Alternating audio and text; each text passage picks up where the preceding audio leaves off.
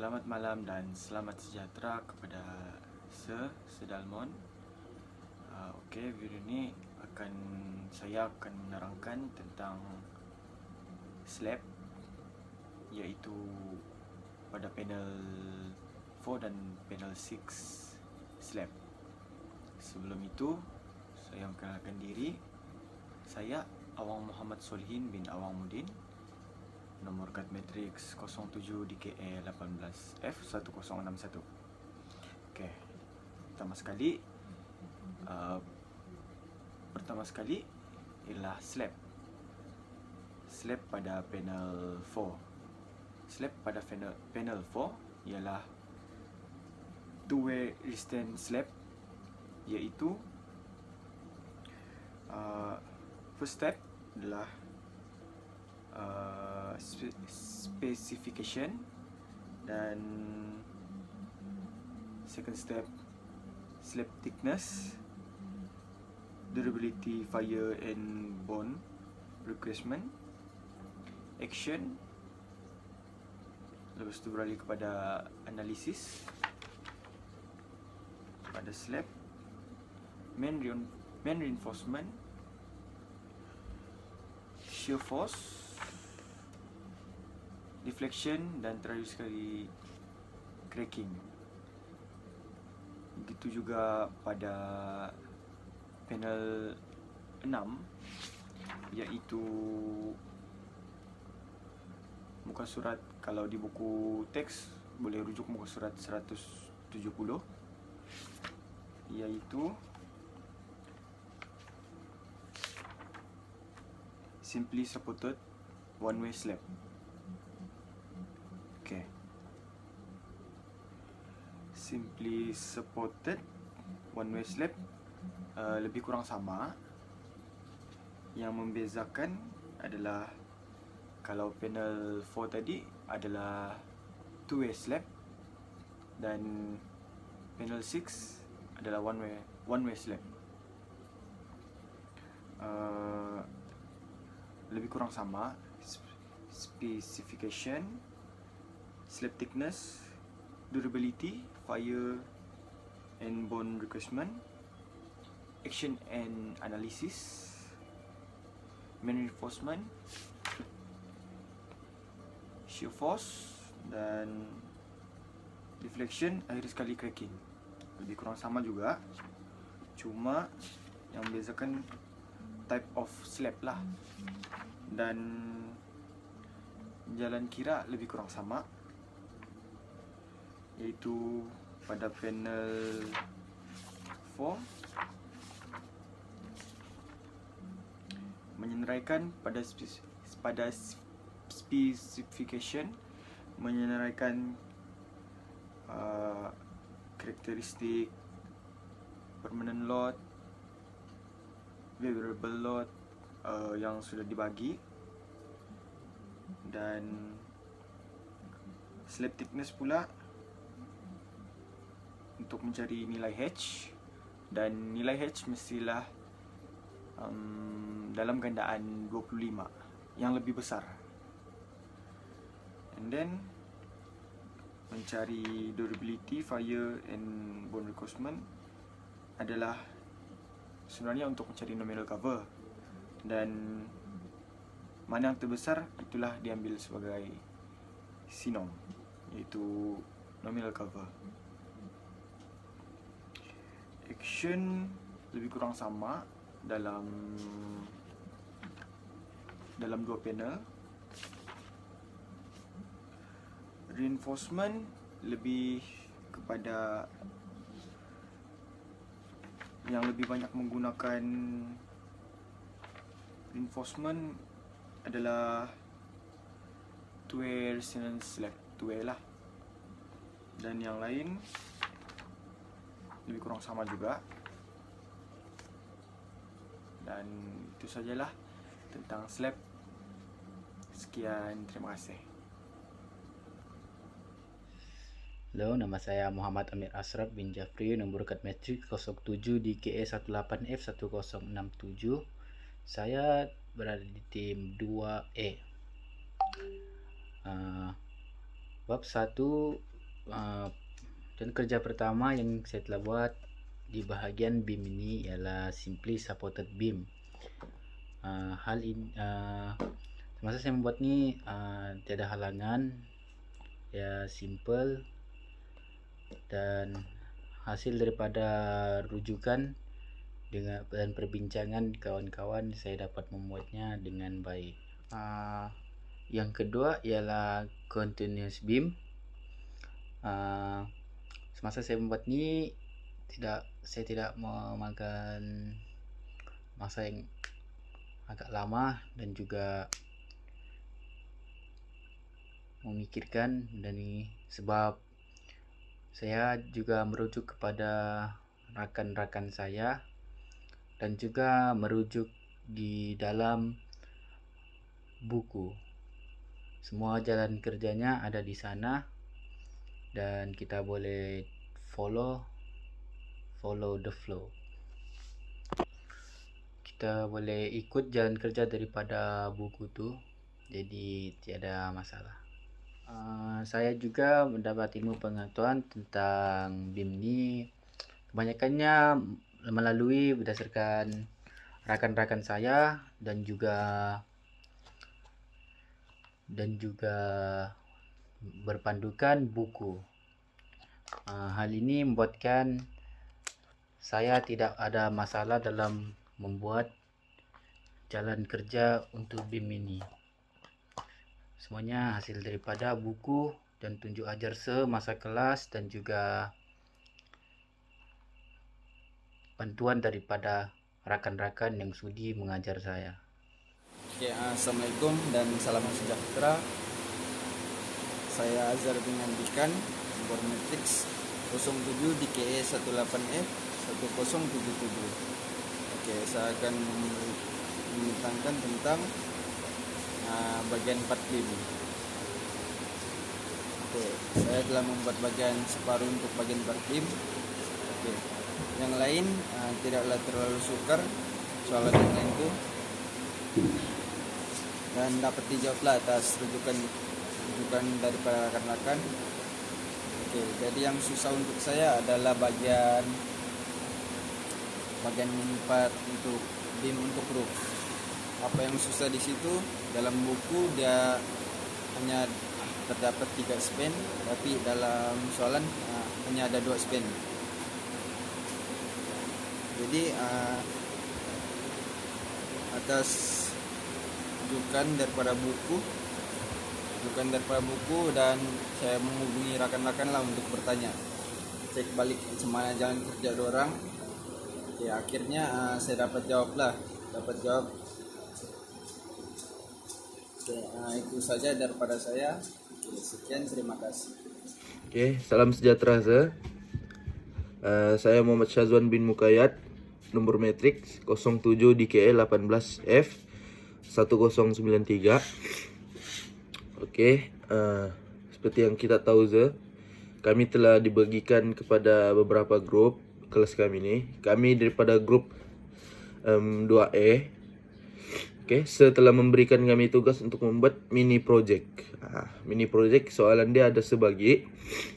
Lepas tu kita boleh tahu yang setiap grup tu, macam grup 2A, 2B gitu tu kan, memberikan setiap grup tu data-data yang berbeza.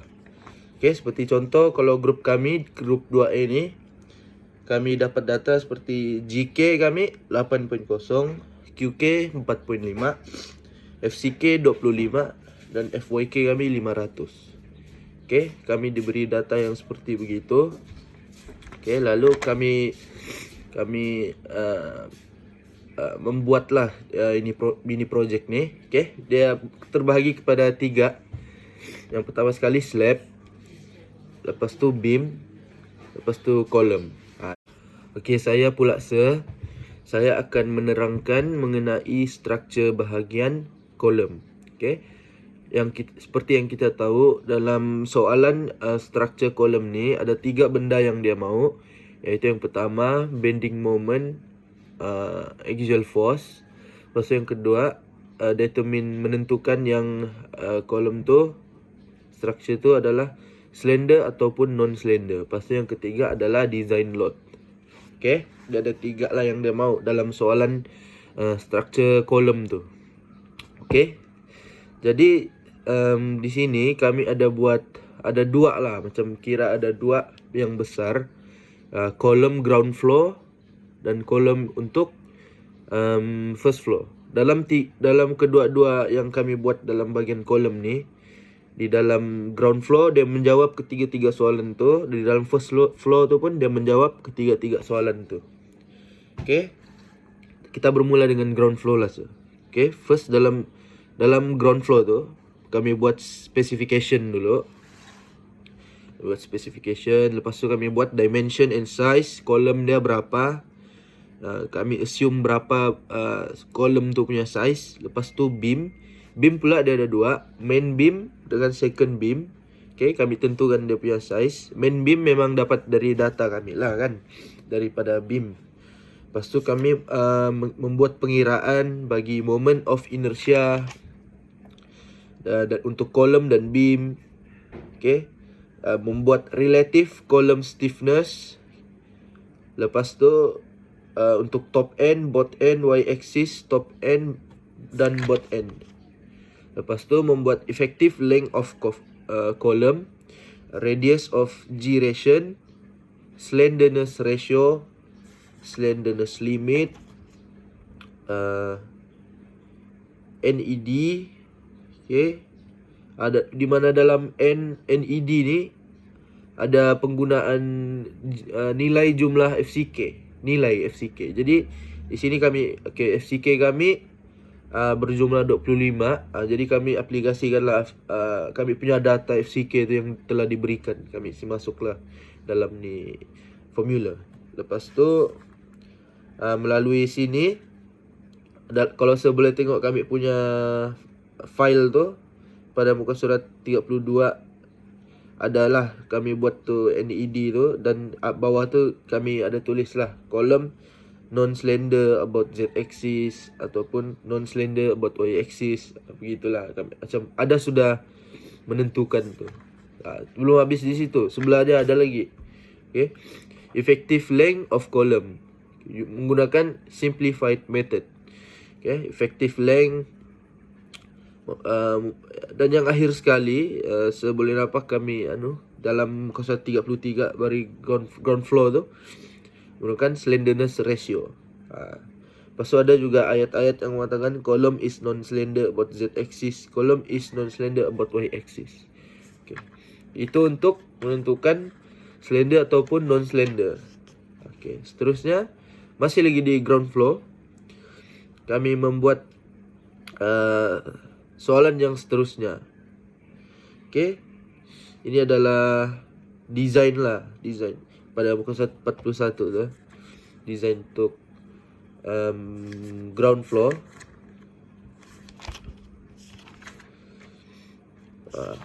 Design untuk ground floor.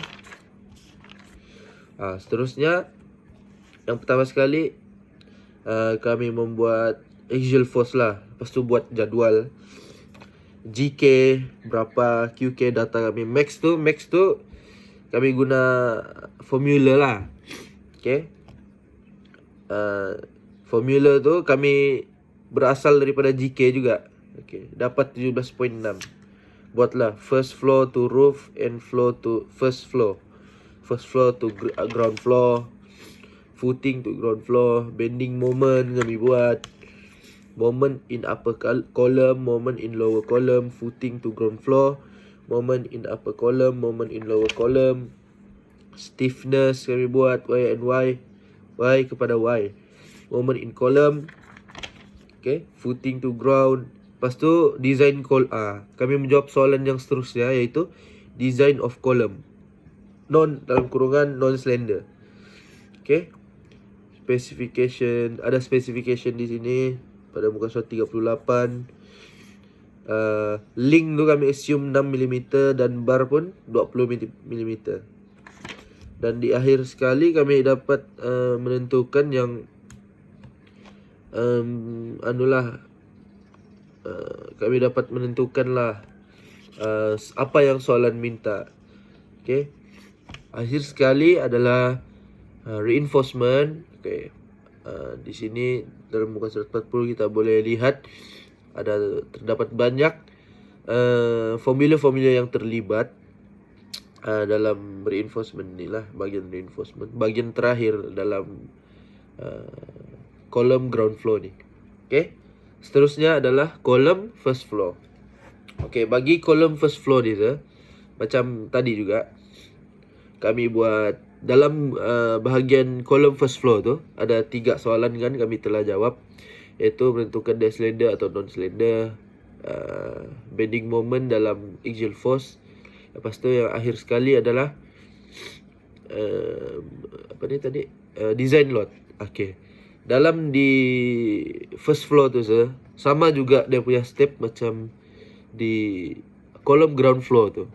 Step dia adalah sama, cuma apa yang berbeza, data sama juga kan, QK FCK ada digunakan dalam kolom ni, data sama 25 juga kami punya FCK. Apa yang berbeza adalah size beam. Size beam first floor adalah berbeza, jadi saya mengaplikasikan size beam yang first floor punya untuk kasih masuk dalam tu pengiraan di dalam kolom. Untuk first floor lah juga kita kasih sama lah, ground floor untuk ground floor, first floor untuk first floor, beam first floor untuk kolom first floor, beam ground floor untuk kolom ground floor gitu. Apa yang berbeza adalah size beam. Itu je lah, sama je dia punya step. Apa yang saya dapat ataupun kami dapat daripada mini project ini adalah kami dapat belajar untuk macam mana untuk bekerja sama untuk menyiapkan tugasan mini project ini.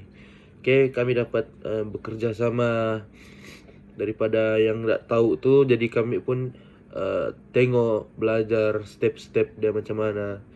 Dari tahu at least kami dari tak tahu at least kami jadi ada tahu, begitu. Lepas tu kami dapat belajar daripada kolom ni, kita boleh belajar untuk cara untuk menentukan kolom tu slender ataupun non slender. Lepas tu kita boleh membuat bending moment pada axial force. Lepas tu kita boleh membuat design load. Melalui mini project ni kita tahu sudahlah macam mana cara untuk menentukan 3 benda ni di dalam kolom. Dan kami juga mendapat pengetahuan bahawa tidak mudah untuk membuat desain sesebuah bangunannya. Dia perlu melalui proses-proses seperti yang kami buat ni lah. Dia tidak juga mudah, jadi kita mesti berusaha lah. Memang kami dapat bekerja sama dengan baik lah, sekumpulan dapat belajar macam mana untuk bekerja sama dengan baik. Itu saja daripada kumpulan kami. Harap-harap kami mendapat keputusan yang terbaik lah, insyaAllah. Amin. Sekian, terima kasih. Minta maaf salah silap saya ada sedikit berhingus hari ini, minta maaf sekian, terima kasih Terima kasih mengajar kami.